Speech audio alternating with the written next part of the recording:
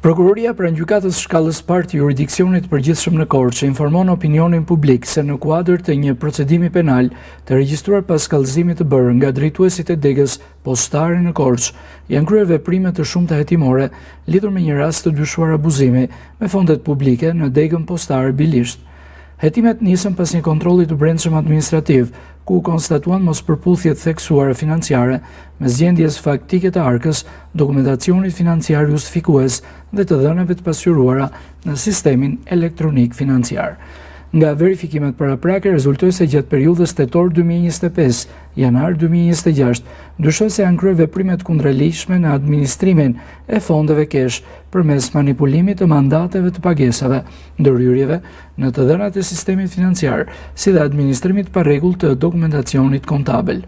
Materiali hetimor i administruar ka evidentuar rastet pasqyrimit të re me të dhënave financiare, firmosje mandatesh jashtë ambienteve të zyrës postare, firmosje mandatesh pa shuma konkrete, mos përputhje mes shumave të dorëzuara realisht dhe atyre të pasqyruara në dokumentacion, si dhe mos mbajtje të rregullt të librit të arkës, përfshirë edhe grisje të faqeve të tij.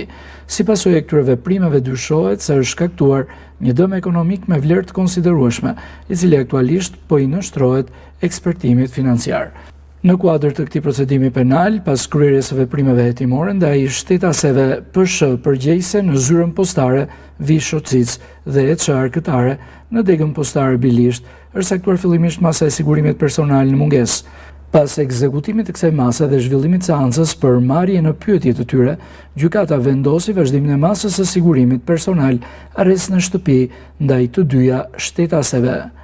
Shtetaset PSH dhe EC dyshohet për kryen e veprës penale, vjedhje kryer duke shpërdoruar detyrën e kryer në bashkëpunim, parashikuar nga nenet 135 dhe 25 të kodit penal. Gjatë hetimeve janë kryer sekuestrime të dokumentacionit financiar dhe pajisjeve elektronike, kontrolle banesash, qyrje të sistemeve informatike, si dhe janë marrë deklarime nga persona të përfshirë dhe persona që kanë ndjeni për rastin, ndërkohë që po vijnë edhe analiza e komunikimeve elektronike të administruara. Prokuroria vijon hetimet për sqarimin e plotë të mekanizmit të dyshuar të përvetësimit fondeve, për përcaktimin e rolit dhe përgjegjësisë secilit person të përfshirë, si dhe për dokumentacionin e plot ligjor të dëmit shkaktuar. Prokuroria Korçë thekson se të gjithë personat e proceduar gëzojnë prezumimin e pafajësisë deri në dhënien e një vendimi përfundimtar nga gjykata, ndërsa informimi i opinionit publik do të vijojë në përputhje me legjislacionin në fuqi.